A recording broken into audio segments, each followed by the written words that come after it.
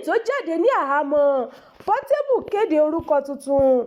Orúkọ tó bá wuni là ń jẹ́ lẹ́yìn odi. Bó sì jẹ́ nínú ìlú ẹni náà ni èèyàn ti fẹ́ pọ orúkọ dà.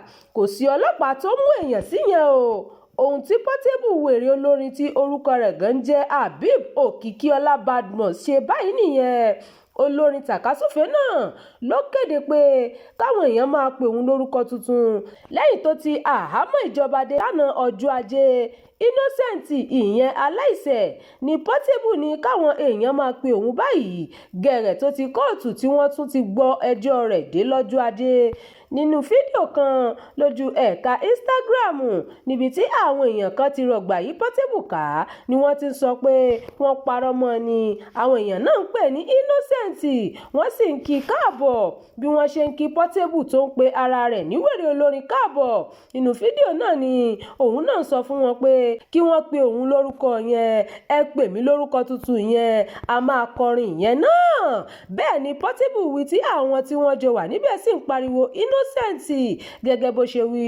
Portable ní òun yóò sọ orúkọ náà di orin tí a yóò sì gbọ́. Tẹ́ ò bá gbàgbé ọ̀pọ̀ ìgbà tí ìdààmú àdúgbò bó ṣe tún máa ń pe ara rẹ̀ bàdé láti àtìmọ́lé tàbí kóòtù ló máa ń sọ di orin. Ìgbà tí wọ́n gbé lọ sí ọgbà ẹ̀wọ̀n Ìlàró tó kù díẹ̀ kí wọ́n jù sẹ́wọ̀n ṣùgbọ́n torí ètò bẹ́ẹ̀lì rẹ̀ ṣe ló sọ ọ́ di orin nígbà tó dé. Portable kọrin nígbà náà pé dem carry me go prison, mi ò gbaṣọ, ẹ jáwọ́ lọ́rọ̀ mi, I am not a criminal. Nínú orin náà ló ti ní òun dé ọgbà ẹ̀wọ̀n lóòótọ́ bí àṣẹ kóòtù àmọ́ òun kò wọṣọ ẹ̀wọ̀n, òun kì í ṣe ọ̀daràn. Àná òde yìí ti ṣe ọjọ́ Ajé ní kóòtù tún fi ààyè bẹ́ẹ̀lì sílẹ̀ fún olórin náà lẹ́yìn ẹ̀sùn oníkòkò 9 tó ní í ṣe pẹ̀lú ìfìyàjẹni àti olè jíjà. Yóò sì tún fojú ba kóòtù lọ́jọ́ kejì oṣù kejì ọdún 2026 tí adájọ́ O.A. Sódùn kẹsùn ìgbẹ́jọ́ rẹ̀ sí. Ìròyìn fún ti àkókò yìí kò ní jù báyìí lọ. Ẹ má gbàgbé láti tẹ̀lé ìkànnì yìí.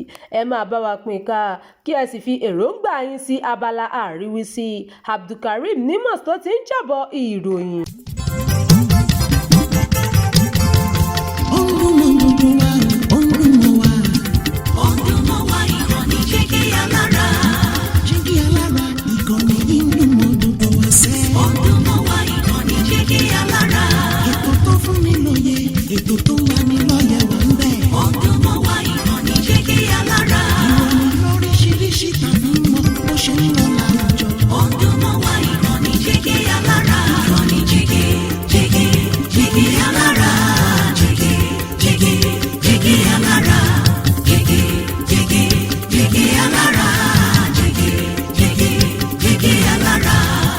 Ìkànnì Jígí Alára 24 bàbá gbogbo.